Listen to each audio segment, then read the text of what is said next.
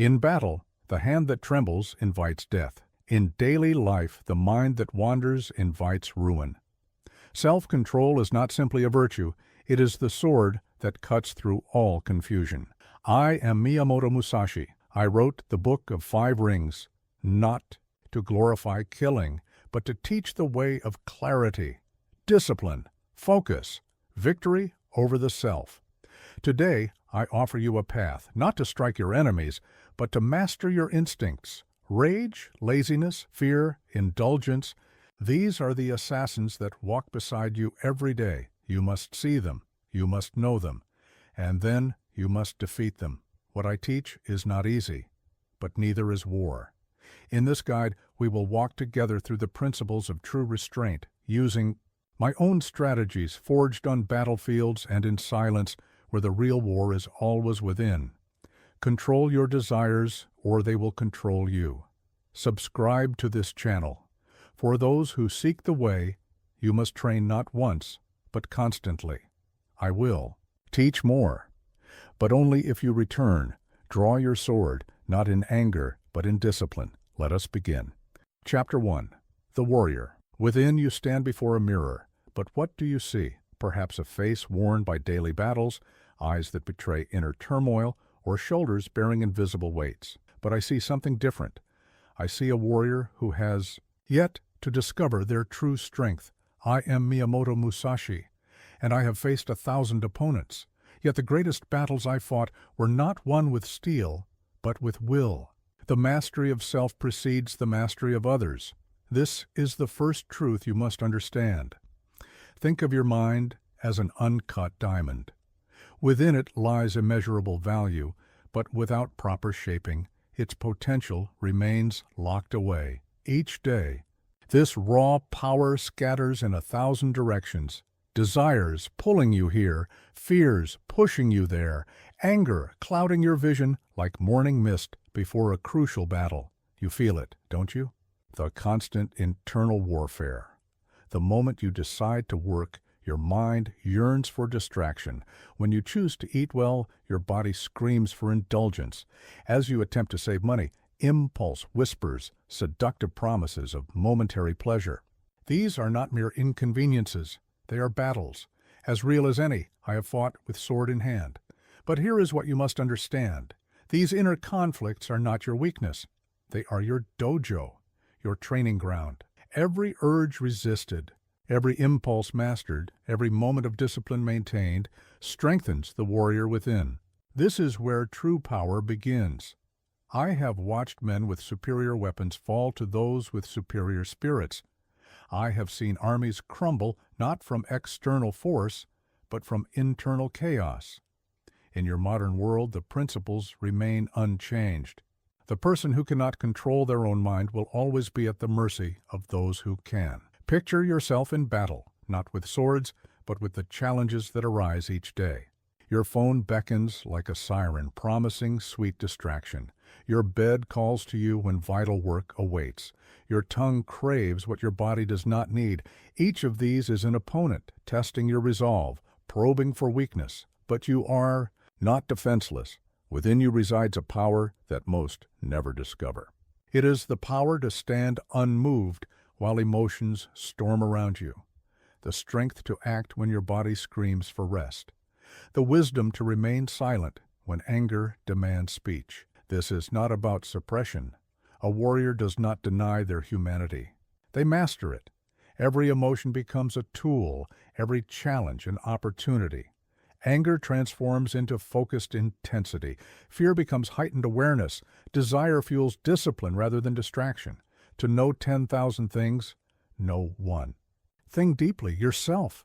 This is not mere philosophy. It is practical warfare. Every moment of every day, you either strengthen or weaken your command over yourself. There is no neutral ground. The path I offer is not easy. It demands awareness that borders on painful. It requires you to face truths about yourself that most spend their lives avoiding. But this is the only path to true power, not power over others, but power over yourself. Remember this. The warrior who trembles in fear may still act with courage. The warrior who burns with anger may still move with precision. The warrior who desires victory may still maintain discipline. It is not the absence of emotion that marks the master. It is the ability to act with clarity regardless of emotion. Your first battle begins now. Not tomorrow, not when you feel ready, but in this very moment. Every breath you take mindfully is a small victory. Every distraction you notice and dismiss strengthens your position. Every impulse you observe without acting upon sharpens your blade. The warrior within you awaits. Not a warrior of violence, but one of unwavering consciousness. Not a master of others, but a master of self. This is where we begin. Stand tall. Breathe deeply. Focus your mind like a blade catching sunlight. The battle for self-mastery has begun, and you are both the warrior and the battlefield. Chapter 2.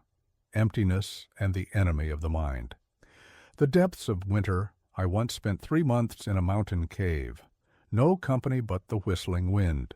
No comfort but the hard earth. No conversation but the endless dialogue of my own mind. Was there, I discovered a truth that would transform my understanding of power. The greatest enemy is not outside. It lives in the chaos of an untamed mind. You see, most people live their entire lives in a storm of mental noise. Thoughts cascade like leaves in an autumn wind, endless, purposeless, consuming. They mistake this constant internal chatter for consciousness, this mental chaos for awareness. But I tell you now, true power begins in emptiness. This emptiness, what we call mu, is not a void of nothingness. It is a space of infinite potential. Think of a swordmaster's mind before they strike.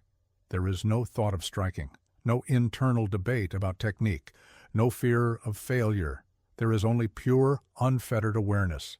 This is the state from which true power flows. But look at your mind now. Feel the weight of 1,000 thoughts pressing against your consciousness. Worries about tomorrow tangle with regrets about yesterday. Desires clash with fears. Ambitions war with doubts. Each thought demands attention. Each emotion calls for response. This is not power. This is imprisonment. The modern world has only intensified this mental warfare. Your devices ping endlessly, each notification a small wound in your concentration. Social media feeds pump streams of emotional triggers directly into your awareness. Entertainment platforms compete for every moment of your attention. You are under constant siege. Let me share with you what I learned in that mountain cave. True emptiness is not achieved by forcing thoughts away. It comes from developing such intense presence that thoughts lose their grip on you. Like a master swordsman who no longer needs to think about their technique, you must train your mind to rest in pure awareness. Begin with your breath. When you feel overwhelmed by mental noise, return to this simple truth. You are breathing. Not thinking about breathing, not controlling your breath, just breathing. This is your first taste of emptiness, a moment free from the tyranny of thought. Now expand this awareness. Notice how thoughts arise like clouds in an empty sky. You don't need to chase them. You don't need to fight them. Simply observe their passing. This is not passive resignation. It is active mastery. You are training yourself to stand unmoved in the center of mental storms. The enemies you face are subtle but devastating. Anxiety whispers of future dangers, stealing your power in the present. Regret chains you to past failures, blocking your path forward. Desire paints illusions of fulfillment, leading you away from true strength. These are not mere feelings. They are warriors sent to defeat you from within. But here is the secret. These enemies cannot exist in true emptiness. They require your engagement to survive. They need you to believe in their stories, to dance, to their rhythms, to fight their battles.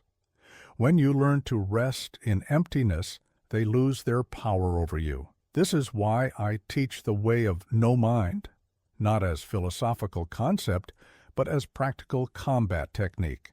When you empty your mind of unnecessary thought, you see reality without distortion. Your responses become immediate, unclouded by mental debate. Your actions flow from pure awareness rather than emotional reaction. Practice this. Before any significant action, create a moment of emptiness. Before speaking, find silence. Before deciding, clear your mind of expectations. Before acting, release all thoughts of outcome. This is not hesitation. It is the highest form of preparation. The noise in your mind is not your ally. The constant internal dialogue is not your friend. Learn to find power in emptiness, strength in silence, clarity in stillness. This is how you begin to master the battlefield of your mind. Remember, the empty cup can be filled. The cluttered cup spills everything you try to pour into it. Create space within yourself for power to enter. This is the way of the warrior mind. Chapter 3. The 5 Rings of Restraint. In my years of battle and contemplation, I discovered 5 elements that govern all victory, 5 rings of power that, when mastered, lead to ultimate control. I wrote of them in my final work, but today I will reveal their deeper meaning, not for warfare, but for the mastery of self. These rings, earth, water, fire, wind, and void, are not mere poetic symbols. They are practical principles that, when understood, transform the way you approach every challenge. They are the foundation of self-control, the pillars of personal power. First, we speak of earth. Earth is foundation, stability, immovability. In the context of self-mastery, earth represents your core discipline, the unmovable center from which all other control flows. When emotions storm around you, you must be as the mountain. When desires pull at you, you must be a stone. Earth teaches us that true discipline is not rigid, it is unshakable. Imagine yourself standing perfectly still while chaos erupts around you. Not frozen, not tense, but grounded. This is earth energy. When others panic, you remain stable. When others react, you stand firm. This is not stubbornness, it is foundational power. Next comes water. Water teaches adaptability without loss of essence. Watch how water flows around obstacles, yet never loses its nature. It can be still as a lake or powerful as a tsunami, yet it remains water. This is the flexibility your self-control must have. Rigid rules break under pressure. True. Mastery adapts while maintaining its core. See how water fills any container without struggle, how it finds its path without force. This is how your self-control should operate, not through rigid rules, but through flowing awareness, not through harsh restriction, but through natural adaptation. Fire represents the passionate energy that drives all action, but, notice, a controlled. Fire warms and illuminates, while an uncontrolled fire destroys. This ring teaches us that passion itself is not the enemy. The warrior's task is to contain and direct this fire, not to extinguish it. Feel the fire of your desires, your ambitions, your drives. Now imagine this energy not as a wild blaze, but as a focused flame. This is mastery of the fire ring, passion directed by purpose, intensity guided by wisdom. Wind is the ring of perception and awareness. As the wind touches all things while remaining untouched, so must your awareness extend to all aspects of yourself without becoming entangled. Wind teaches us to read the subtle signals of our own minds, to sense the shifting currents of our emotions, develop the awareness that feels the first stirring of anger before it becomes rage, that notices the first whisper of fear before it becomes panic. This is wind mastery, the power to perceive without attachment, to know without reaction. Finally, we come to void, the ring that contains all others yet is contained by none. Void represents the state of complete mastery, where self-control becomes effortless because the self no longer struggles against itself. This is not emptiness, it is unlimited potential. In the void, you act without internal conflict. You maintain discipline without force. You move with purpose untainted by doubt. This is the highest form of self-control. When control and freedom become one, these 5 rings work together, each supporting the others. Earth provides the foundation for water's flexibility. Water feeds fire's power. Fire moves with wind's awareness, and all exist within the potential of void. Practice them in this order. First, build your foundation with earth. Then develop water's adaptability. Harness fire's power with purpose. Cultivate wind's perception. Only then will you begin to understand. Void, remember, these principles are not separate from your daily life. Every moment is an opportunity to embody them. When you eat, bring earth's discipline. When you face challenges, flow like water. When you work, focus fire's energy. When you interact, read the wind. In moments of highest pressure, find the void. This is the path of the 5 rings, not just principles to be understood, but energies to be mastered. Your journey through them never ends. Each day, each moment, you have the opportunity to deepen your understanding, to strengthen your control, to move closer to true mastery. Stand now in the center of these rings. Feel their power available to you. This is your inheritance as a warrior of the self. Chapter 4. Mastering the morning. Every battle is won or lost before it begins. This truth, which I learned through countless duels, applies not just to combat, but to each day of your life. The way you begin your morning determines the course of your entire day. It is your first and most important battlefield. I rose before the sun every day of my life as a warrior. Not because I enjoyed early rising, but because I understood a fundamental truth. The first hour of the day is sacred. It is the only time when the world is still, when your mind is closest to the state of emptiness, when your will is strongest. Think of your current morning routine. Perhaps you reach for your phone the moment you wake, immediately filling your mind with the chaos of the world. Maybe you rush through your preparations, already feeling behind before your day begins. Or worse, you start each day by negotiating with yourself, battling the urge to remain in bed. This is how battles are lost before they begin. This is how warriors fall before drawing their swords. Let me share with you the morning ritual that forged my discipline. It begins the night before, like a soldier preparing their equipment for battle. Your morning self is not as strong as your evening self. Do not trust them with important decisions. Prepare your clothes, your tools, your plan before you sleep. When you first wake, do not move immediately. Take 3 deep breaths. Feel your body's position. Notice your mind's state. This is not delay. It is deployment. You are positioning your forces before the battle begins. Rise in one fluid motion. No hesitation. No negotiation. This first act of will sets the tone for all that follows. Your body may resist, your mind may complain, but you must move with decision. Every morning is an opportunity to practice instant obedience to your own commands. The next 15 minutes are crucial. Do not allow any input from the outside world. No phones, no news, no conversations. This time is for building your center, for establishing your control. Like a sword being heated in the forge, you are most malleable in these early moments. Begin with water. Drink it slowly, mindfully. Feel it awakening your body. This simple act, done with full attention, trains your mind to focus on the present moment. It teaches patience when your body wants to rush. Then, move your body. I practiced sword forms at dawn, but you may choose any movement that requires focus and control. The goal is not exercise. It is the unity of mind and body. 10 minutes of purposeful movement is worth more than an hour of distracted exercise. Next, sit in silence, not to clear your mind. That is a battle few can win in the morning, but to establish dominance over your thoughts. Watch them arise without following them.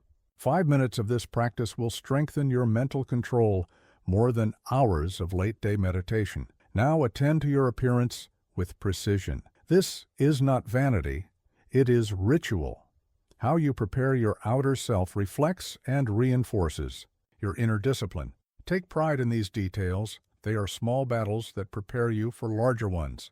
Only after these elements are complete should you begin your day's tasks. But here is the key. You must protect this routine as a samurai protects their sword. It is not optional. It is not negotiable. It is the foundation of your daily discipline. You may think you don't have time for such a routine. I tell you this, you don't have time to live without it.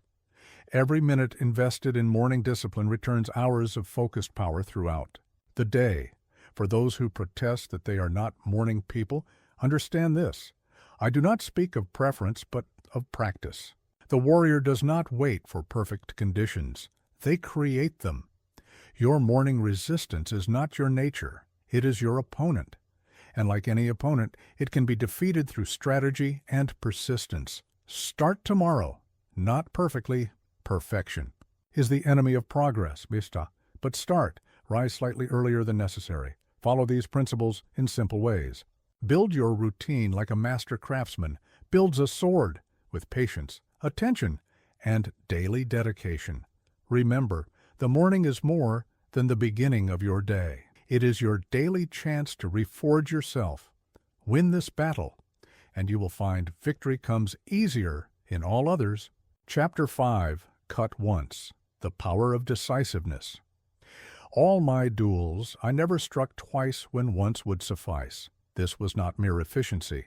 It was the essence of power. The decisive stroke, born of absolute clarity, carries within it the force of complete commitment. Today, I will teach you how this principle transforms not just combat, but every action in your life. Look at how you make decisions now. Perhaps you weigh options endlessly, seeking perfect certainty. Maybe you start things halfway, holding back in case a better opportunity appears. Or worse, you make decisions only to remake them again and again, each time weakening your own resolve. This is the path of defeat. A sword that wavers cuts nothing. A mind that hesitates defeats itself before the battle begins. Consider the simple act of deciding when to wake each day. The weak mind negotiates every morning, weighing comfort against commitment. The strong mind decides once with clarity, and that decision becomes law. This is not rigidity. It is the power of decisive action. When I faced an opponent, I did not engage in endless calculation. I saw. I decided. I acted. The space between these moments was as thin as a blade's edge. This is the model for all decisive action, not reckless speed, but unified purpose. You fear making wrong decisions, but understand this. The energy wasted in indecision often costs more than a wrong choice. A wrong decision can be corrected. A pattern of indecision becomes a cage of fear. Think of decisions as cuts with a sword. Each hesitation, each moment of doubt, each revision dulls the blade. But a single clean stroke, born of clarity and executed with full commitment, has power that no amount of hesitation can match. This principle applies to all areas of life. When you choose a path, walk it with full power. When you make a commitment, hold it with complete conviction. When you set a goal, pursue it with undivided energy.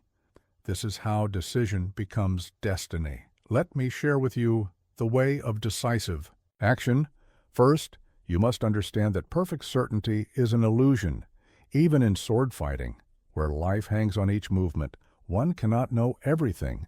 What matters is not complete knowledge, but complete commitment to the knowledge you have. Before each duel, I entered a state of absolute clarity, not by gathering more information, but by releasing the need for it.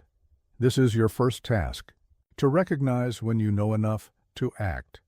More information often clouds rather than clarifies. Next, learn to feel the moment of decision. There is an instant when thinking must end and action must begin. Miss this moment, and your action loses power. This is why meditation is not just about peace. It is about recognizing the precise moment when peace must transform into power. In practice, start with small decisions. What to eat, when to sleep, how to spend the next hour. Make these decisions with complete commitment, no second-guessing, no revision. Feel the power that comes from decisive action. Then move to larger choices, your work, your relationships, your life's direction. Apply the same principle. See clearly, decide firmly, act completely. Do not let the size of the decision fragment your resolve. For those who struggle with decisiveness, I offer this training method. Set a time limit for every decision, not to rush, but to prevent the mind from hiding in endless analysis. When the time comes, cut clean. Accept the consequences as part of your growth. Remember, decisiveness is not about being right all the time, it is about being clear and committed. In your actions, a decisive wrong action teaches more than 100 hesitant correct ones. Through decisive action, you learn. Through learning, you grow stronger. Decisiveness becomes habit through practice. Each firm decision strengthens your will. Each committed action builds your power. Each clear choice forges your character. This is how warriors are made, not through knowledge alone, but through the power of decisive action. Stand now in the face of your next decision. Feel the tendency to waver, to delay, to hedge. Then remember the principle of the single cut: clean, clear, complete. This is your path to power. This is how you transform knowledge into action and action into destiny. Cut. Once cut clean, move forward without looking back. This is the way of the decisive warrior. Chapter 6. Kill the comfort seeker. Within every warrior lurks a hidden enemy, more dangerous than any external foe. This enemy whispers seductive promises, urges you to take the easier path, convinces you that comfort is the path to happiness. This enemy is the comfort seeker, and it must be destroyed. I spent years sleeping on bare earth when soft beds were available. I trained in the bitter cold when warm rooms beckoned. I fasted in times of plenty. These were not acts of punishment. They were acts of liberation. Every comfort rejected strengthened my spirit. Every hardship embraced forged my will. Look at your life now. How many of your decisions are made by the comfort seeker? The voice that says, sleep a little longer, take the easier route, avoid the difficult conversation. This voice is not your friend. It is not protecting you. It is slowly killing your warrior spirit. The comfort seeker has grown stronger. In your modern world, everything is designed for ease, for convenience, for immediate gratification. Your food arrives at the touch of a button. Your entertainment streams endlessly. Your climate is perfectly controlled. These are not signs of progress. They are weapons of spiritual warfare designed to weaken your resolve. But understand this: comfort is not the same as peace. Ease is not the same as strength. The more you surrender to comfort, the more you fear discomfort, and in this fear lies the death of your potential. I will teach you how to kill the comfort seeker, not through harsh denial that only strengthens its hold, but through the warrior's path of strategic discomfort. This is not about suffering for suffering's sake. It is about building a spirit that transcends the need for constant comfort. Begin with your daily habits. Identify where the comfort seeker rules your choices. Perhaps it's in your morning routine, your food choices, your exercise habits. Choose one area and introduce conscious discomfort. If you always take hot showers, end with cold water. If you always seek the perfect temperature, let yourself feel the heat or cold. If you always take the elevator, take the stairs. These small battles matter. Each time you choose discomfort over ease, you strengthen your warrior spirit. Each time you embrace hardship willingly, you weaken the comfort seeker's hold. Next, seek out challenges that frighten you. Not physical dangers, but situations that threaten your emotional comfort. Speak when silence would be easier. Stand firm when others pressure you to bend. Face the conversations you've been avoiding. These are your modern battlefields where the comfort seeker must be confronted and defeated. Create daily challenges for yourself, not punishments, but trials that forge strength. Sleep on a harder surface once a week. Fast for a day each month. Exercise in uncomfortable weather. Write down your deepest thoughts when you'd rather scroll mindlessly through your phone. The key is this: do not wait for discomfort to find you. Seek it out purposefully, strategically. This is how you build immunity to life's inevitable hardships. This is how you develop the strength to face any challenge. Remember, the goal is not to eliminate comfort entirely. That would be another form of weakness. The goal is to break its power over you, to reach a state where you can enjoy comfort without becoming its slave, where you can face discomfort without fear. In my life, I found that the greatest victories came after periods of greatest hardship, not because the hardship itself was valuable, but because it stripped away the layers of comfort that hid my true strength. Like a sword being tempered in fire, your spirit grows stronger through controlled exposure to difficulty. Make this your daily practice. Do one thing each day that your comfort seeker resists. Feel the resistance. Acknowledge it. Then move forward. Anyway, this is not about being harsh with yourself. It is about being honest about what makes you stronger. Watch how this practice transforms you. Notice how challenges that once seemed impossible become manageable.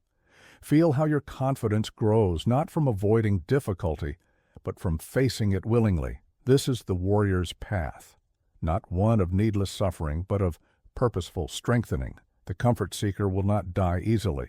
It will fight back with logic, with emotion, with physical resistance. Let it fight. Let it protest.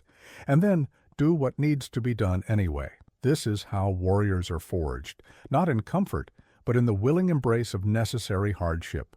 Stand. Now in your comfort, feel its soft embrace. Then step away from it, not in rejection, but in growth. This is your path to power. This is how you kill the comfort seeker and awaken the warrior within. Chapter 7.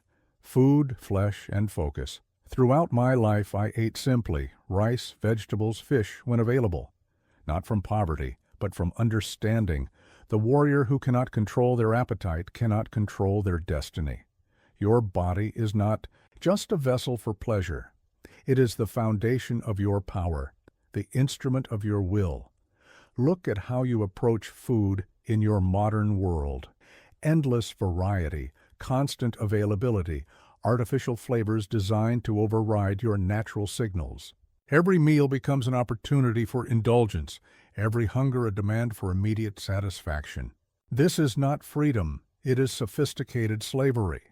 I watched warriors fall not to their enemies' swords, but to their own appetites. A fighter who feasts before battle dulls their edge. A mind clouded by sugar cannot see clearly. A body ruled by cravings cannot serve its master. These truths remain unchanged in your time. Your world faces new challenges. Processed foods that trick your body's wisdom.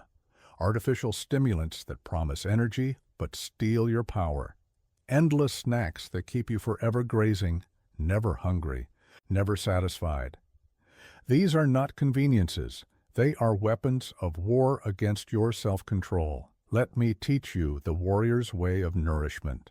First, understand that hunger is not your enemy. It is a signal, a tool, a teacher.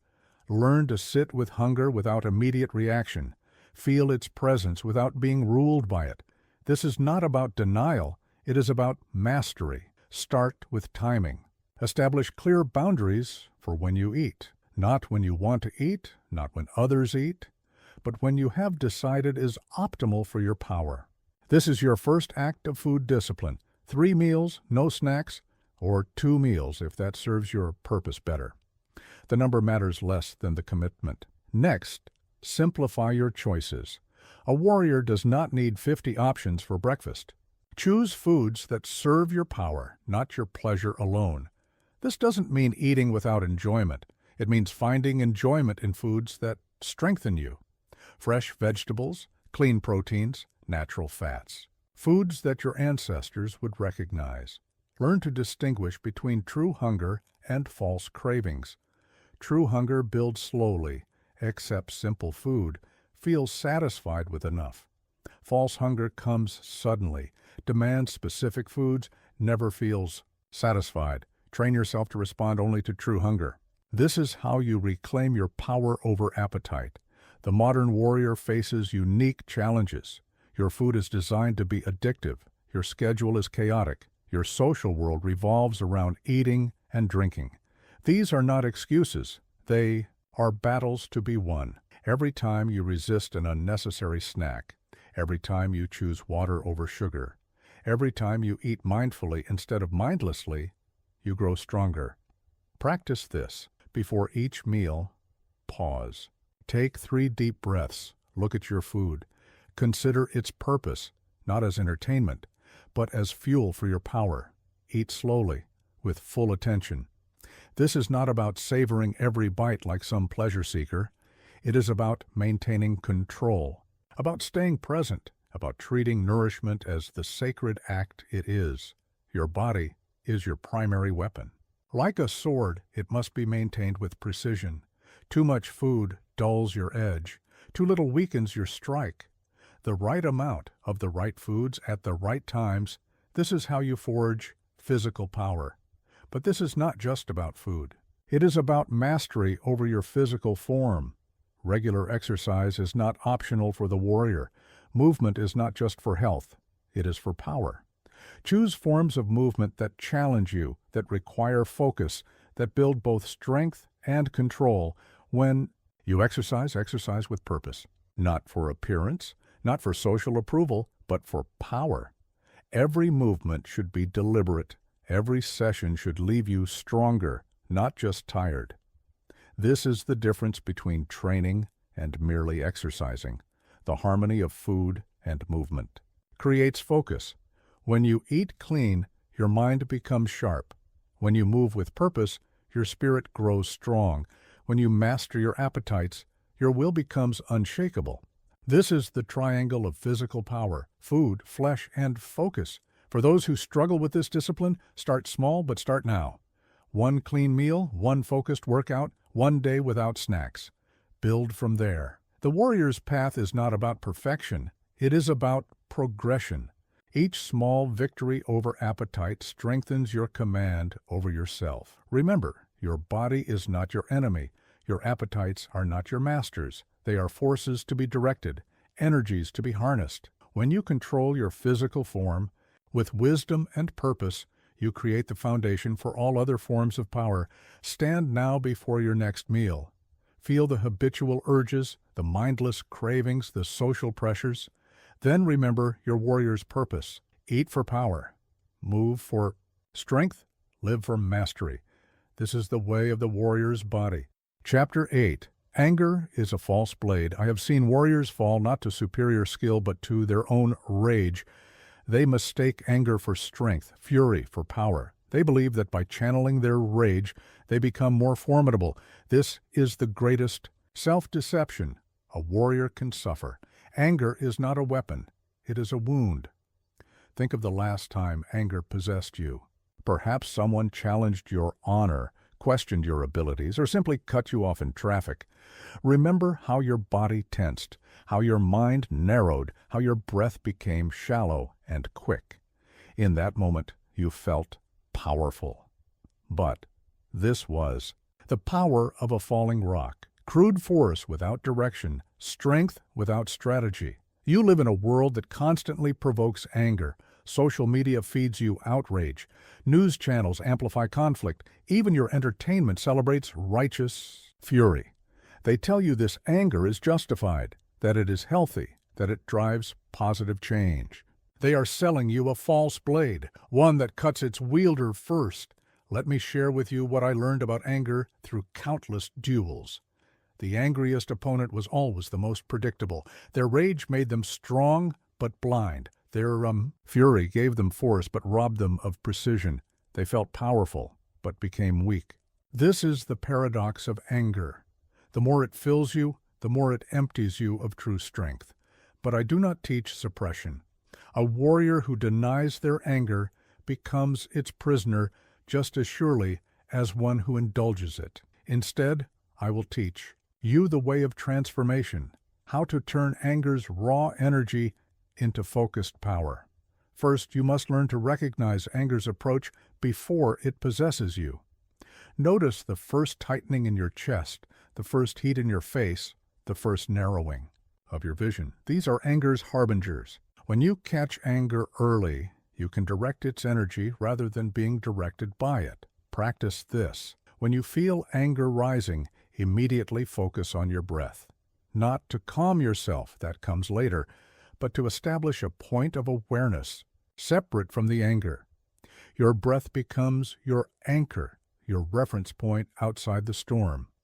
Next, understand that anger always carries a message, but its message is usually hidden beneath its heat. Like a sword wrapped in flames, you must look past the fire to see the steel. What truth is your anger trying to reveal? What boundary has been crossed? What value has been threatened? This is how you begin to transform anger from a wild force into a controlled power, not by fighting it, not by feeding it, but by understanding it. Every anger holds wisdom, but you must be still enough to receive it. In practice, create space between trigger and response. When provoked, pause, take one conscious breath. This is not hesitation, it is strategic positioning. In this space, you can choose your response rather than being driven by reaction. Learn to speak from centered power rather than anger. When fury urges you to shout, speak quietly instead. When rage demands immediate action, choose deliberate movement. When anger calls for revenge, seek strategic resolution. This is not weakness, it is mastery. For those who struggle with persistent anger, I offer this training method. Each day, intentionally place yourself in mildly frustrating situations. Stand in the longest line, drive in the slow lane, let someone take the parking spot you saw first. Then, practice maintaining your center. This is not about becoming passive, it is about becoming unshakable. Remember, true power does not need anger to be strong. A master swordsman does not need rage to cut deeply. A powerful warrior does not need fury to stand ground. These are crutches for the weak, masks for the uncertain. Your anger shows you where you still need growth. Each trigger is a teacher. Each flash of rage is a chance to practice mastery. Do not waste these opportunities by simply indulging or suppressing the emotion. When you feel anger rise today, pause. Feel its energy. Then ask yourself, how can this force serve my growth rather than diminish my power?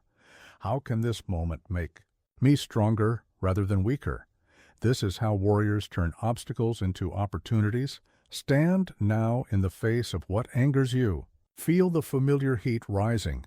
Then remember, you are not that heat.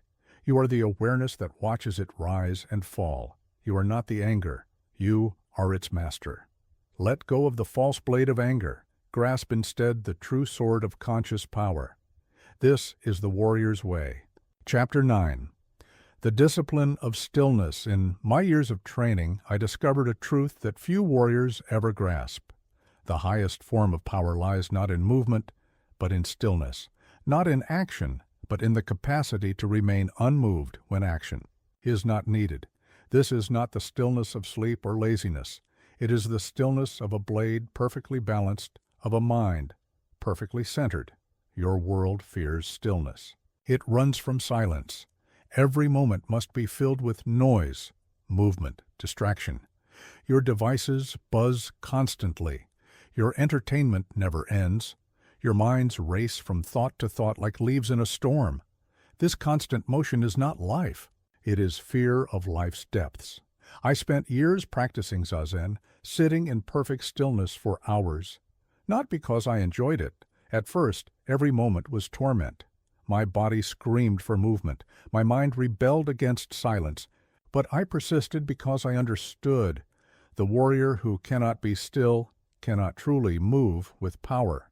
Consider how you respond to moments of enforced stillness, when your phone dies, when you're stuck waiting, when you find yourself alone with your thoughts. Does anxiety rise? Does discomfort grow? This resistance to stillness is the first enemy you must face.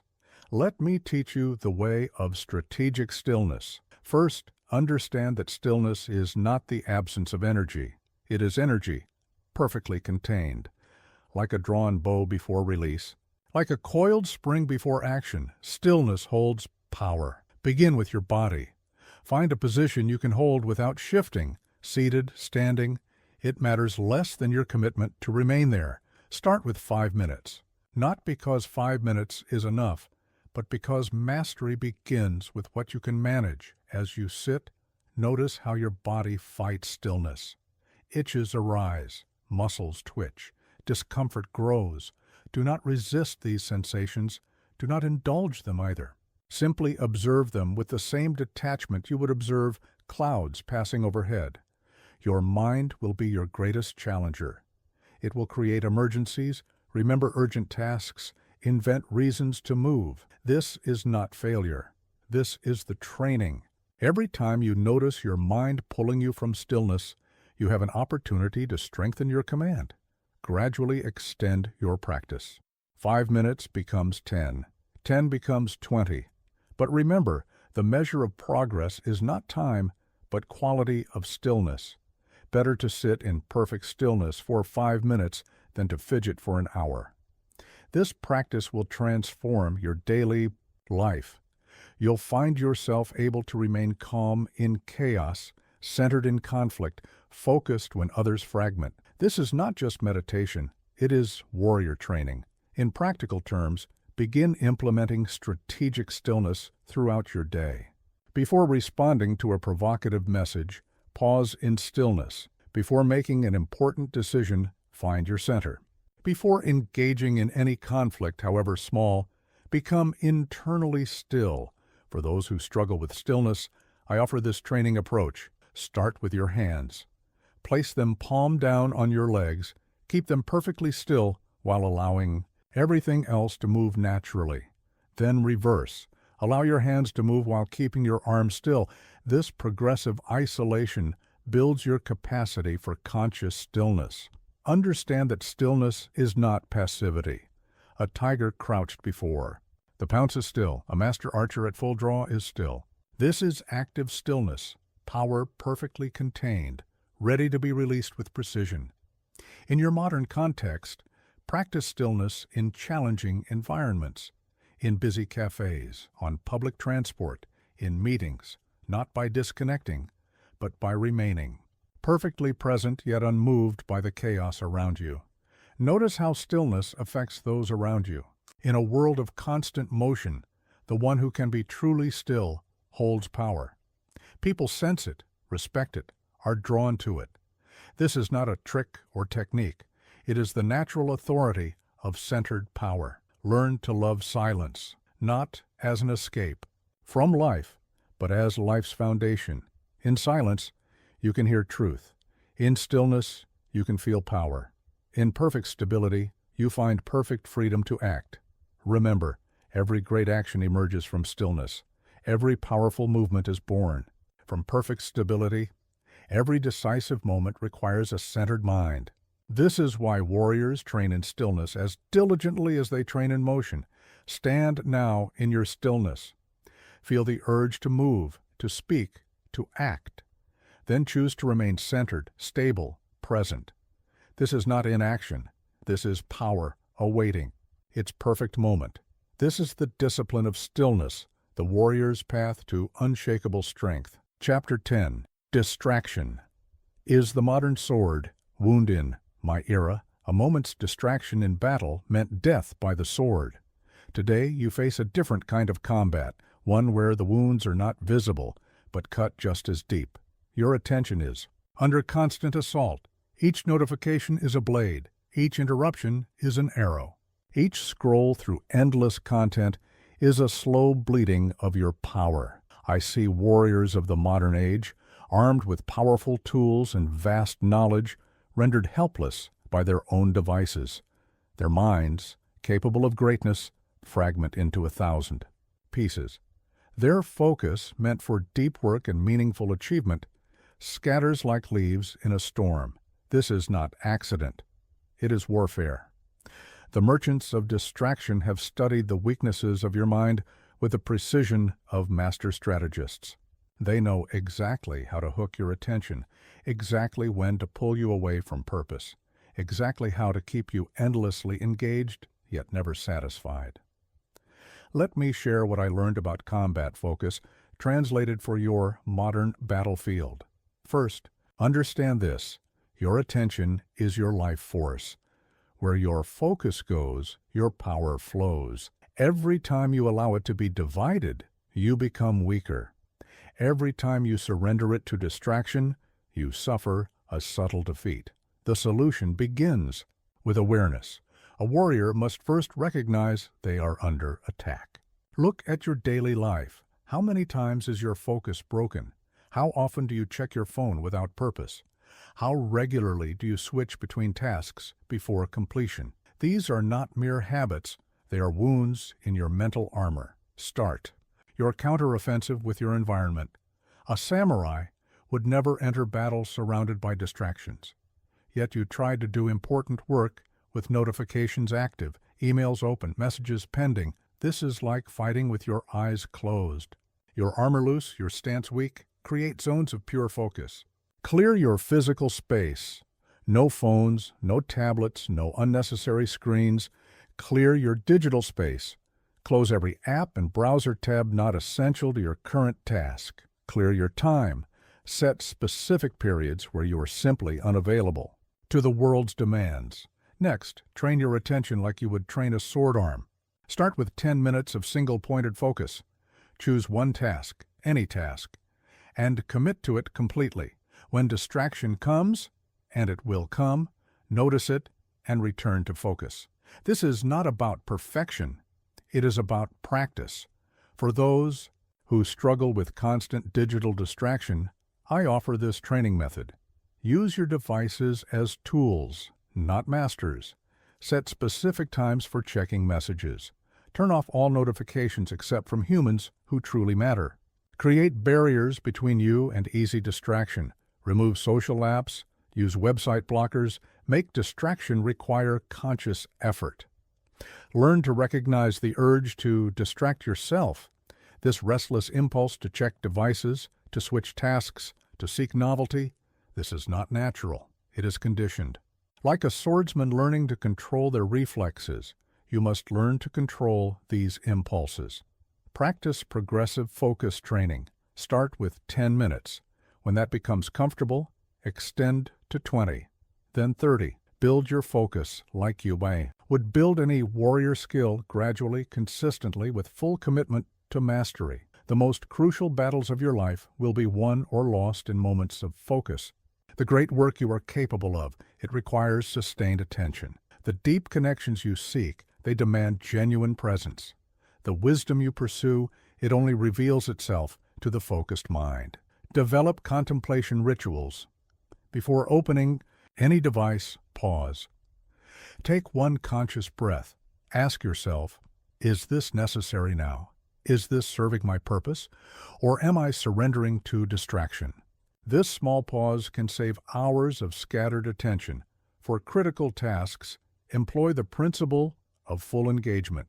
Like a samurai fully committed to each sword stroke, engage completely with one task at a time, not with tension, but with total presence. This is not multitasking, this is sequential mastery. Remember, every time you resist distraction, you grow stronger.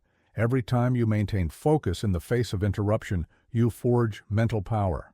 Every time you choose depth over superficiality, you become more formidable. Stand now in the storm of distraction that surrounds you. Feel the pull of devices, the lure of easy entertainment, the 1,000 small hooks in your attention. Then choose focus, choose depth, choose power. This is your modern battlefield. Your attention is your sword, your focus is your armor. Guard them as a warrior guards their life. Chapter 11. Practice without attachment. In all my years of swordsmanship, I discovered a truth that transcends combat. The warrior who fights to win has already lost. The master who clings to technique becomes its prisoner. True power emerges only when you learn to practice without attachment, to act with full commitment, yet remain unbound by the outcome.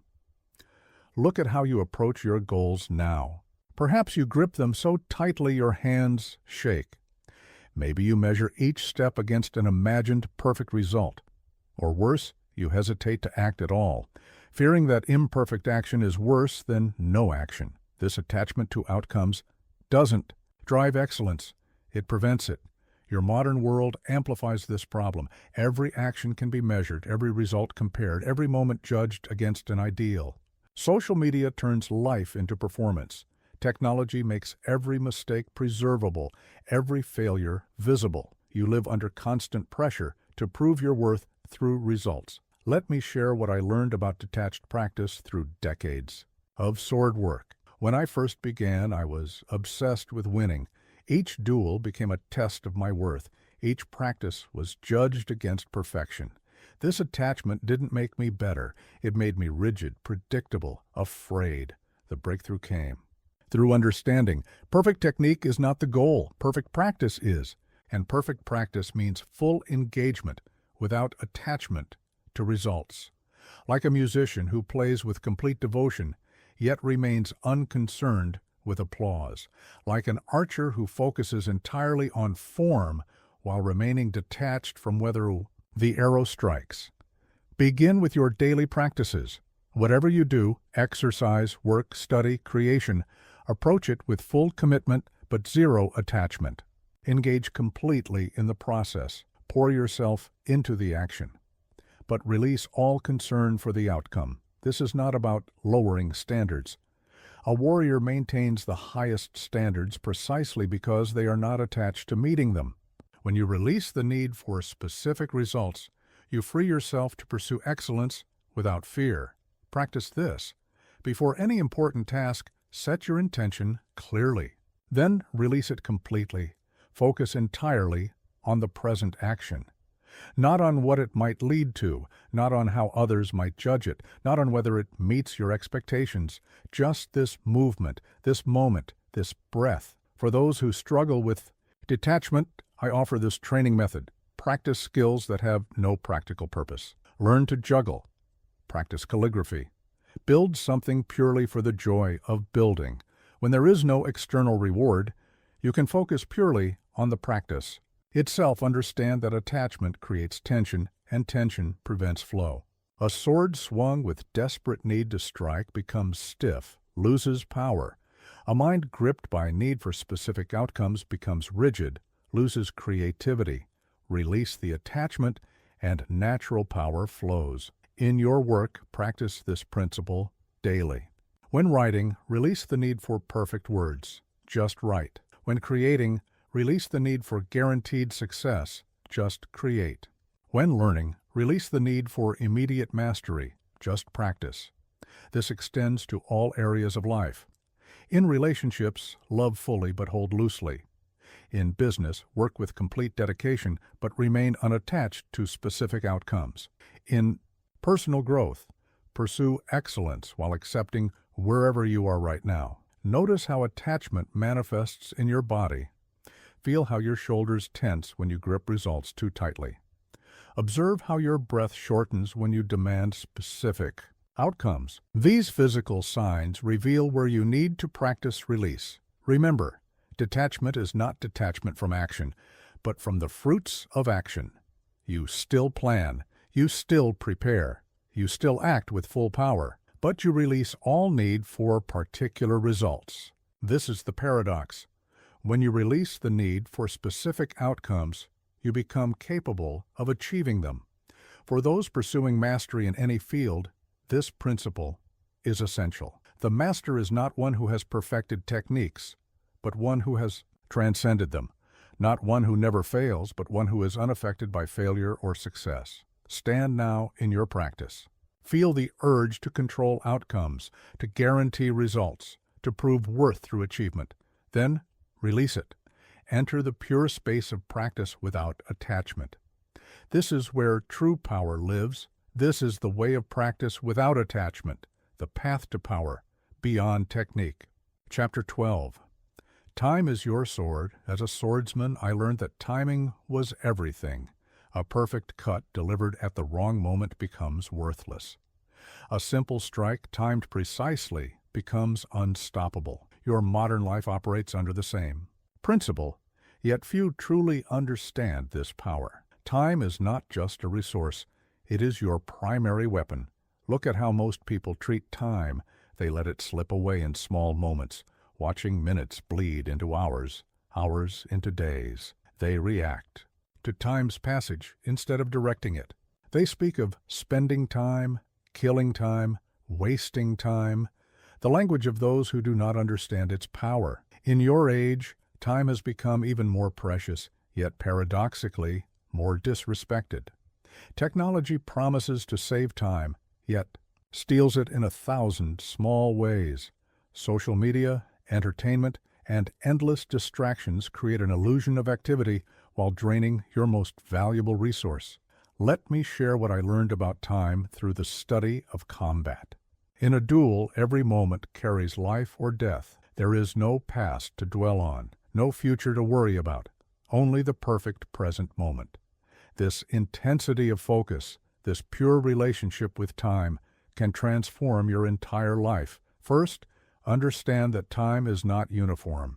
Like a sword's edge, it has points of maximum impact.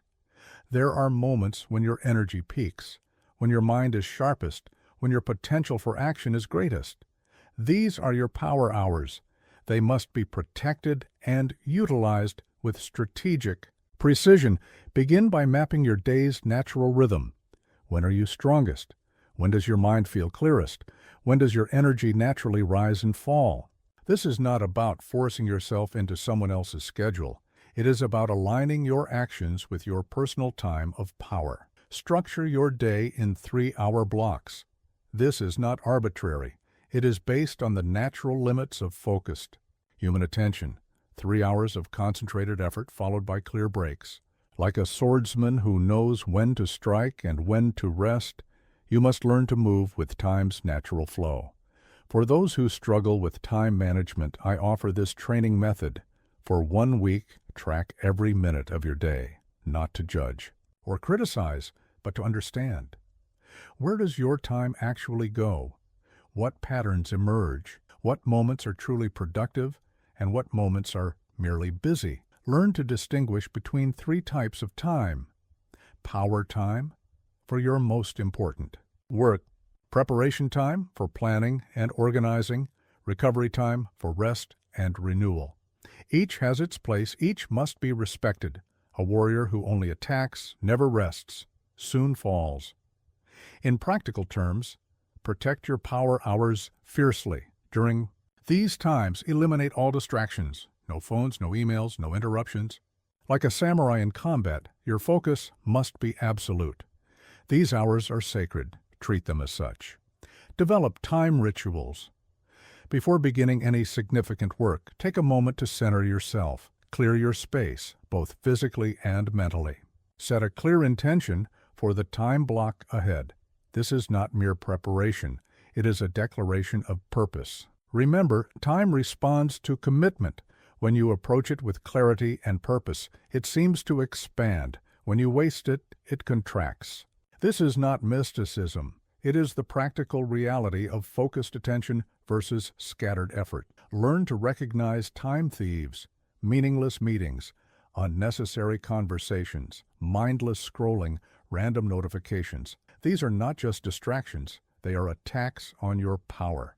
Deal with them as a warrior deals with threats, swiftly and decisively. For deep work, employ the principle of time compression. Set clear boundaries around your tasks. Give yourself less time than you think you need.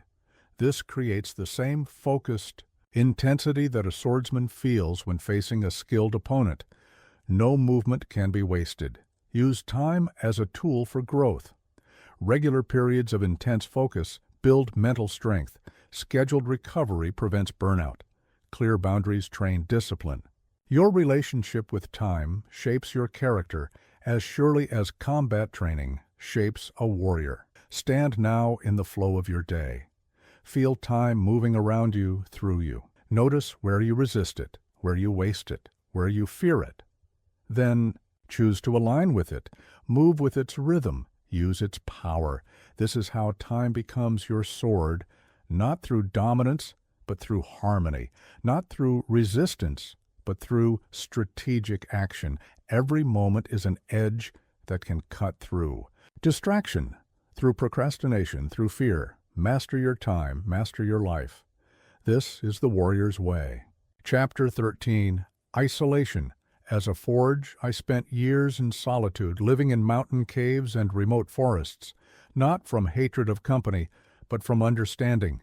The deepest strengths are forged in isolation. Like a sword heated in fire, the warrior's spirit is tempered in solitude. Your modern world, with its constant connection and ceaseless social pressure, has forgotten this essential truth. Look at how you live now. Perhaps you've never spent a day truly alone. Maybe you panic when your phone dies, cutting you off from constant contact. Or worse, you fill every moment of potential solitude with noise, music, podcasts, videos, anything to avoid facing the silence. This is not connection. It is fear of self-knowledge. Your age offers unprecedented connection, yet suffers unprecedented loneliness. People are constantly in touch, yet rarely in touch with themselves. They know everyone's status updates, but cannot status check their own souls. This is the crisis of modern consciousness, always connected, never centered. Let me share what isolation taught me.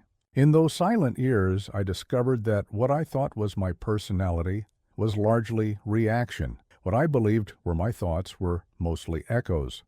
What I assumed was my strength was often just social support.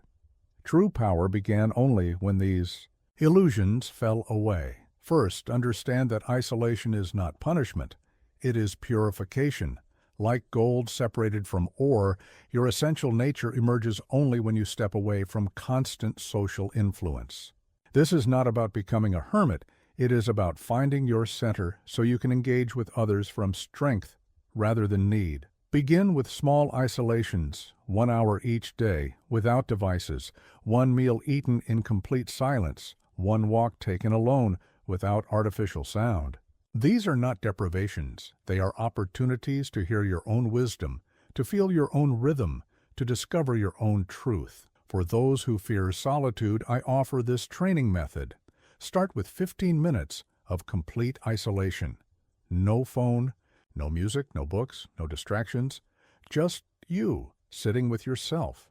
Notice the urge to reach for connection. Notice the discomfort. Notice the thoughts that arise when nothing drowns them out. Learn to distinguish between solitude and loneliness. Loneliness is the pain of feeling disconnected. Solitude is the power of being consciously alone. One weakens, the other strengthens. One is lack, the other is fulfillment. Create a regular practice of strategic isolation. 1 day each month in complete solitude, 1 weekend each quarter without social contact, 1 week each year in retreat. This is not about quantity of time. It is about quality of disconnection. Real isolation, real silence, real solitude. In practical terms, establish clear boundaries around your isolation. Turn off all devices, not just on silent, but off. Inform others that you will be unreachable. Create physical space between yourself and your usual environment. This is not rudeness. It is essential self-maintenance. Use isolation to reset your social calibration. Notice how many of your thoughts and desires are actually yours, and how many are absorbed from others. Observe how your energy changes when you're not constantly managing social connections. Feel how your mind clears when it's not processing. Endless external input. Develop comfort with your own company. Learn to enjoy meals alone, without distraction. Practice sitting in silence without fidgeting. Go for walks without a destination. These are not just activities. They are training in self-sufficiency. Remember, isolation reveals your current condition. If being alone is uncomfortable, that discomfort has information for you. If silence is unbearable, that intolerance shows you where you need strengthening. Don't run from these revelations. Use them for those building any form of power in creative, intellectual, spiritual. Regular isolation is essential. The deepest insights, the strongest realizations, the clearest vision, these emerge from silence, not noise. From solitude, not social consensus. Use isolation to sharpen your social perception. When you step back from constant interaction, you see relationships more clearly. You distinguish between genuine connections and mere habits. You Recognize emotional dependencies that masquerade as friendship. Stand now in your aloneness. Feel the pull of constant connection, the urge to reach for your phone, the desire to fill the silence. Then choose to remain still, present, self-contained. This is not isolation from life, it is isolation for life. This is how solitude becomes your forge, not through escape, but through conscious engagement with your own depths. Every period of isolation tempers your spirit, strengthens your center, clarifies your purpose. The warrior who fears being alone can never be truly strong. The warrior who masters solitude becomes unconquerable. Chapter 14, Social Control. When to speak, when to be silent. In all my duels, I learned that victory often belonged not to the one with the better sword, but to the one with better control. This truth extends beyond combat, into every social interaction. Your words, like sword strokes, can either strengthen or weaken your position. Your silence, like strategic patience, can be your greatest power. Look at how most people handle social interaction. They speak from reaction, not purpose. They fill silence out of discomfort. They reveal their thoughts without strategy, their emotions without control. In your modern world, with its constant pressure to share, to post, to comment, this weakness has become epidemic. Social media has created a culture of compulsive expression. People feel pressured to have an opinion on everything, to share every thought, to react to every event. This is not connection, it is social warfare without strategy.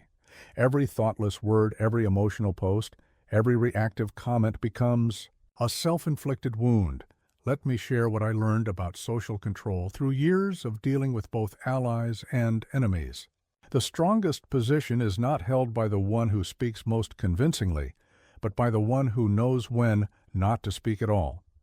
Power lies not in constant expression, but in strategic silence. First, understand that every social interaction is an exchange of energy. Words carry force like sword strokes. Silence holds power like a held stance. Each time you speak, you either strengthen or weaken your position. Each time you remain silent, you either build or diminish your power. Begin with the practice of strategic silence. Before speaking, pause for 5 seconds, not to create artificial delay, but to ensure your words serve your purpose. This small gap between impulse and expression is where wisdom enters, where strategy forms, where power grows. For those who struggle with social control, I offer this training method. In your next 3 conversations, speak only when asked a direct question. Notice the urge to fill silence. Notice the desire to share unasked opinions. Notice how often you speak from habit rather than necessity. Learn to distinguish between 3 types of silence. The silence of listening, which builds understanding. The silence of strategy, which maintains position. The silence of power, which creates presence. Each has its purpose. Each must be mastered. Develop awareness of your social triggers, the situations that provoke uncontrolled speech. Is it anger that makes you speak unwisely? Insecurity? The need to prove yourself? These are gaps in your armor, places where your social control fails. Practice the art of minimal expression. When you must speak, use fewer words, not out of rudeness, but out of precision. Like a sword master who can accomplish with one stroke what others attempt with many, learn to convey meaning with economy and power. Remember, social control is not about suppression. It is about precision, speaking the right words at the right time for the right purpose. Anything else is wasted energy, lost power, weakened position. In digital communication, apply even stricter control. Written words leave traces. Electronic messages can be forwarded, shared, preserved. Before posting anything, ask yourself, does this serve my purpose? Does this strengthen my position? Does this need to be said by me now? Learn to read social energy like a warrior reads combat signals. Notice tension in voices, shifts in posture, changes in breath. These tell you more than words ever can. It perhaps silence your awareness of these subtle signals becomes sharper. For those in leadership positions, this principle becomes crucial. Your words carry extra weight. Your silence holds extra power. Learn to use both with full awareness of their impact. A leader's thoughtless word can destroy more than an enemy's planned attack. Develop the power of strategic questions. When others expect you to speak, ask instead, not from ignorance, but from strategy. Questions control conversations more effectively than statements. They guide without force, lead without pushing. Stand now in your next social interaction. Feel the urge to speak unnecessarily, to fill silence, to react without purpose. Then choose control. Choose strategic silence. Choose words that serve your true intention. This is how social interaction becomes an art of war, not through aggression, but through mastery. Not through dominance, but through strategic control. Every word a chosen stroke, every silence a positioned stance. The warrior who cannot control their tongue cannot control their destiny. Master social control. Master your life. Chapter 15. Discipline in Motion. The Way of the Body. In my years of mastering the sword, I discovered that true discipline begins not in the mind, but in the body. Every stance, every movement, every breath shapes your consciousness. Your body is not just a vehicle for your will, it is the foundation of your power, the first battlefield where discipline must be won. Look at how most people inhabit their bodies today. They slump over devices, collapse into chairs, move without awareness. Their bodies have become containers of comfort rather than instruments of power. In your modern world, physical discipline has been replaced by convenience, movement by machinery, awareness by automation. Yet your body holds the same warrior potential as any samurai's. Every muscle, every joint, every breath can be transformed. From unconscious habit into conscious power. The way you stand, walk, breathe, these are not mere physical actions. They are expressions of your inner state. And more importantly, they are tools for transforming that state. Let me share what I learned about bodily discipline through the mastery of combat arts. First, understand that your body never lies. Your mind can create illusions, your emotions can deceive, but your body always shows your true condition. The way you hold yourself reveals your spirit's state. Begin with posture, not as a rigid rule, but as a practice of power. Stand as if a thread pulls you up from the crown of your head. Feel your feet rooted to the earth. Let your shoulders settle, your chest open, your back lengthen. This is not about looking strong. It is about becoming strong through conscious alignment. For those who spend hours at desks, this practice becomes crucial. Every hour, reset your posture, not from tension but from awareness. Feel how your body wants to collapse, then choose to remain aligned. This is not just about preventing pain. It is about maintaining power. Learn to walk with purpose. Not rushing, not dawdling, but moving with conscious intent. Feel each step as a complete action. Notice how your breath aligns with your movement. This is walking meditation. Every step an expression of disciplined awareness. Practice the art of controlled breathing. Your breath is the bridge between conscious and unconscious control. Start with this. 5 minutes each day. Breathe as if your life depends on each breath. Not strained, not forced, but fully engaged. This trains both body and mind in the way of conscious power. Develop what I call total body awareness. Start your day with a full body scan. Feel each part awakening. Notice areas of tension, weakness, power. This is not just exercise. It is reconnaissance. You are gathering intelligence about your own condition. For those who struggle with physical discipline, I offer this training method. Choose one simple movement. It could be standing from a chair, lifting a cup, opening a door. Perform this. Movement with complete awareness 50 times each day.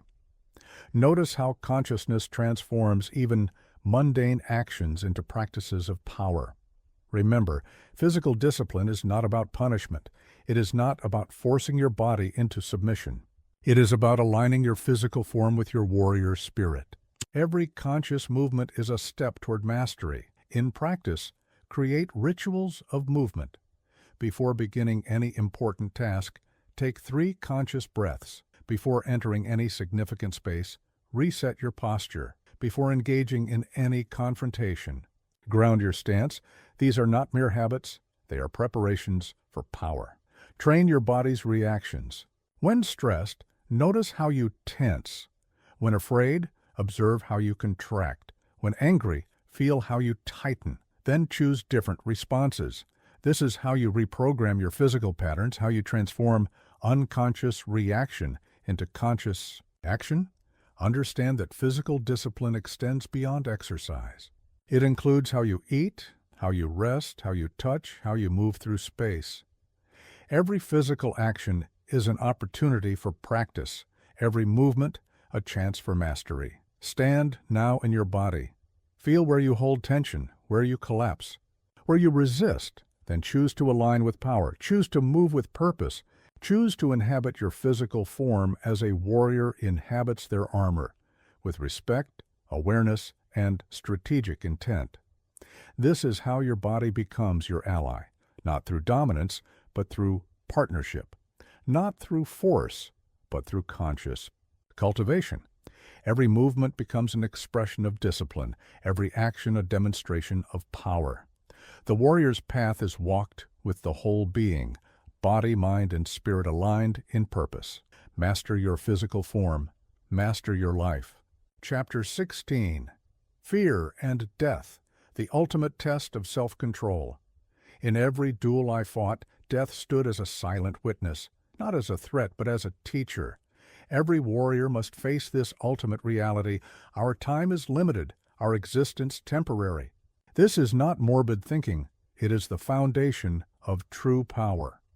For only when you fully accept mortality can you act with complete freedom. Look at how your society treats death. It is hidden away, denied, feared. People live as if death were optional, as if fear could be avoided through distraction. In your modern world, with its promises of endless youth and constant entertainment, the greatest wisdom has been lost. The wisdom that comes from facing finitude. Your fears may not be of physical death. Perhaps you fear failure, rejection, inadequacy, or loss. But all fears stem from the same root, the resistance to life's fundamental nature. Everything changes, everything ends. This truth, fully embraced, becomes not a source of fear, but a fountain of power. Let me share what I learned about fear through countless encounters with death. First, understand that fear itself is not the enemy. Fear is energy, attention, power waiting to be harnessed. The warrior's task is not to eliminate fear, but to transform it into heightened awareness, into focused action. Begin with small fears. Notice how your body responds to challenge, to uncertainty, to risk. Feel the quickened breath, the tensed muscles, the narrowed focus. These are not weaknesses. They are your body's way of preparing for powerful action. Learn to ride these sensations like a wave. For those who struggle with fear, I offer this training method. Each day, do one thing that frightens you. Not recklessly, but purposefully. Speak when silence feels safer. Stand firm when retreat beckons. Face what you would rather avoid. This is not about seeking danger. It is about building immunity to fear's paralysis. Practice what I call death meditation. Each morning, spend 5 minutes contemplating your mortality, not with dread, but with clarity. Everything you have, everything you are, will one day end. How does this knowledge change your priorities? How does it sharpen your purpose? Learn to distinguish between true fear and false fear. True fear warns of genuine danger. It should be heeded. False fear creates imaginary threats. It should be challenged. Like a sword master learning to read attacks, you must learn to read your fears. In practical terms, develop a fear protocol. When fear arises, pause. Breathe deeply. Ask yourself, What is this fear teaching me? What power is it offering? What action is it demanding? Fear becomes a compass pointing toward growth when read correctly. Remember, every fear you face strengthens your spirit. Every uncertainty you embrace builds your power. Every risk you take consciously expands your capacity for action. This is not recklessness. It is strategic growth through conscious confrontation with fear. Use the Stoic practice of negative visualization. Regularly imagine losing what you value most, not to increase anxiety, but to appreciate fully and prepare thoroughly. This practice builds both gratitude and resilience, the twin pillars of unshakable strength. For those in positions of leadership or influence, this mastery becomes crucial. Others will read your relationship with fear. They will sense whether you act from courage or flee from fear. Your comfort with uncertainty becomes their confidence in crisis. Develop what I call death mind clarity. In feudal Japan, samurai were taught to act as if already dead, not to be reckless, but to be free from the paralysis of self-preservation. This mindset releases enormous power. When you accept the worst possibility, you can act with complete dedication. Stand now in the face of your fears. Feel their weight, their pull, their seeming power over you. Then remember, you are more than your fears.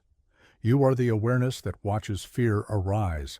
You are the power that can transform fear into focus. Train yourself to find excitement in uncertainty. Learn to welcome challenges as opportunities for growth. Begin to see crisis as a call to power. This is not denial of fear. It is transcendence through acceptance and transformation. Remember, death is not the opposite of life. It is part of life, giving it shape, meaning, and urgency. Every moment becomes precious when seen against the backdrop of mortality. Every action gains power when executed with full awareness of its impermanence. This is how fear becomes your ally, not through conquest, but through integration. Not through denial, but through transformation. Every fear faced increases your range of action. Every death contemplation deepens your appreciation of life. The warrior's path is not about fearlessness. It is about learning to act powerfully. In the presence of fear, face your mortality, master your fears, claim your power. Chapter 17. The infinite fight, self-mastery, is never finished. Even on my deathbed, I continued to train. Not from fear of losing skill, but from understanding. The path of mastery has no end. Those who seek a final destination, a point of arrival, have misunderstood the warrior's way. Self-mastery is not a goal to be achieved, but a path to be walked eternally. Look at how many approach personal development today. They seek quick fixes, instant transformations, final solutions. They want to arrive at mastery as if it were a destination. In your modern world, with its promises of instant results and overnight success, this illusion has become even more seductive. But true power grows like a great tree, slowly, steadily, through endless cycles of growth. Each achievement reveals new challenges. Each mastered skill uncovers deeper levels of potential. Each victory opens the door to greater battles. This is not a curse. It is the very source of life's richness. Let me share what I learned about endless training through decades of swordplay. First, understand that mastery is not about reaching perfection. It is about falling in love with practice.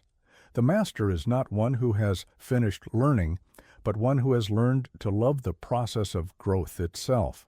Begin by shifting your perspective on daily practice. Each repetition is not a step toward some imagined perfection. It is an expression of dedication to the path itself. Whether you are meditating, exercising, working, or creating, approach each session as if it were both your first and your last. For those who struggle with sustained practice, I offer this training method. Commit to one skill for 100 days, not to master it, but to explore it. Notice how each day reveals new subtleties, new challenges, new opportunities for growth. This is the mindset of infinite training, develop what I call beginner's mind mastery. No matter how advanced you become, maintain the openness of a beginner. Each morning, approach your practice as if you were starting fresh. This is not about denying your progress. It is about remaining open to deeper learning. Remember, every master was once a beginner, and in some ways remains a beginner forever.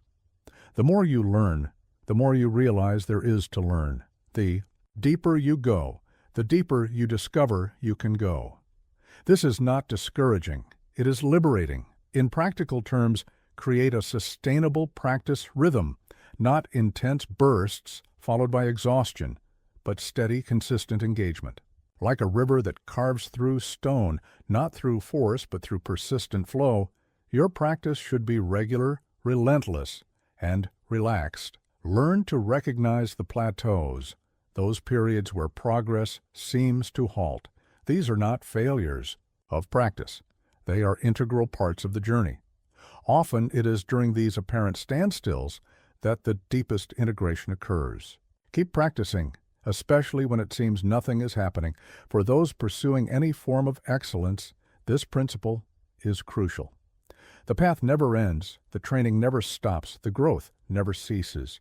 Each achievement is not a final destination, but a new beginning. Each mastered level reveals new levels to master.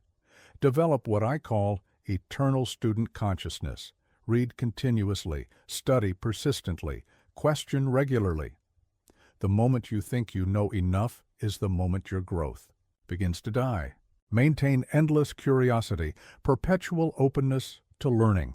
Watch for the signs of false mastery, rigidity, defensiveness, the need to prove your knowledge. True mastery manifests as flexibility, openness, the willingness to be wrong in service. Of growth, the more you know, the more you realize how much there is to know. Create practices that evolve with you. As you grow, your training must grow. What challenged you a year ago may not challenge you now. Continuously adjust, adapt, advance. Not from restlessness, but from the recognition that standing still is moving backward. Stand now in your practice. Feel the temptation to declare yourself done, to rest on your achievements, to settle for your current level. Then, choose to continue growing. Choose to remain a student. Choose the path of endless development. This is how practice becomes endless. Not through force, but through fascination. Not through struggle, but through love of the journey itself. Every day brings new challenges, new insights, new opportunities for growth. The warrior's path has no end. Each summit reached reveals new heights to climb. Each skill mastered opens doors to deeper mastery. Each victory achieved presents greater challenges to face. This is not a burden. It is a blessing. The infinite nature of the path means that life never becomes stale, growth never stops, power never reaches its limit. Embrace the endless journey. This is the way of the eternal warrior. Chapter 18. The path continues. Become your own master. We have walked far together on this path of self-mastery, through discipline and focus, through stillness and motion, through fear and power. You have glimpsed what lies within you. But now comes the most crucial teaching of all. I cannot be your master forever. The true warrior must become their own guide. Look back at the principles we have explored. Control of mind, mastery of time, power of isolation, discipline of the body. These are not mere techniques to be memorized. They are seeds I have planted in the soil of your consciousness. Whether they grow into mighty trees of power or wither from neglect depends now on you. Your modern world will test these teachings severely. The merchants of distraction grow more sophisticated. The enemies of focus multiply. The challenges to self-mastery increase daily. But remember, these obstacles are not your opponents. They are your training ground. Let me share my final wisdom about the path ahead. First, understand that everything I have taught you must be tested in the laboratory of your own experience. Do not accept these teachings because they came from me. Accept them only if they prove true in the crucible of your life. Begin now to transition from student to master. Take these principles and make them your own. Adapt them to your circumstances. Transform them through your understanding. The warrior's way is not about imitation. It is about authentic expression of universal truths. For those who doubt their readiness for self-mastery, I offer this guidance. Start where you are. Use what you have. Trust what you know. The path to mastery is not about perfection. It is about progression. Each step taken in consciousness builds your power. Develop what I call inner authority. Learn to listen to your own wisdom. Trust your own experience. Test everything against your own truth. This is not about rejecting guidance. It is about becoming your own guide. The true master is one who has learned to master themselves. Remember, the principles we have explored are timeless. The forms may change, but the essence remains. Whether you face physical combat or digital distraction, whether you deal with sword wounds or social media, the core teachings about focus, discipline, and power remain relevant. In practical terms, create your own code of mastery. Write down the principles that resonate most deeply. Define your own standards of excellence. Establish your own training protocols. This is not about rejecting what you've learned. It is about making it uniquely yours. Learn to be your own teacher. After each experience, ask yourself, what worked? What didn't? What needs to change? What needs to be maintained? This constant self-reflection and adjustment is how mastery grows organically. For those who will lead others, this self-mastery becomes crucial. You cannot guide others further than you have gone yourself. You cannot teach what you haven't embodied. You cannot share what you haven't owned. Master yourself first, then you can master anything. Develop what I call sovereign awareness. Become your own observer, your own coach, your own critic, your own champion. Not from ego, but from the deep understanding that true mastery must come from within. Watch for the signs of true integration, when these teachings no longer feel like external rules, but natural expressions of your being. When discipline becomes preference, when focus becomes habit, when power becomes presence, then you're becoming your own master. Create your own tests of mastery. Don't wait for life to challenge you. Challenge yourself. Set higher standards than anyone would set for you. Demand more from yourself than anyone would demand of you. This is not about punishment. It is about growth. Stand now at this crossroads. Feel the temptation to remain a student forever, to keep seeking external guidance, to avoid the responsibility of self-mastery. Then choose to step forward into your own power. Choose to become your own authority. Choose to walk your own path. This is how mastery becomes authentic, not through imitation, but through integration, not through following, but through becoming. Every teaching must be transformed through the alchemy of personal experience. The warrior's path continues, but now you must walk it on your own terms. Take what serves you, leave what doesn't. Add what you discover. This is how the art stays alive, through constant renewal in the hearts and minds of those who practice it. Remember, I have not given you a destination. I have shown you a direction. The path ahead is yours to walk. The power within is yours to develop. The mastery ahead is yours to achieve. Now go, train, grow, become. The way of the warrior never ends, it only deepens.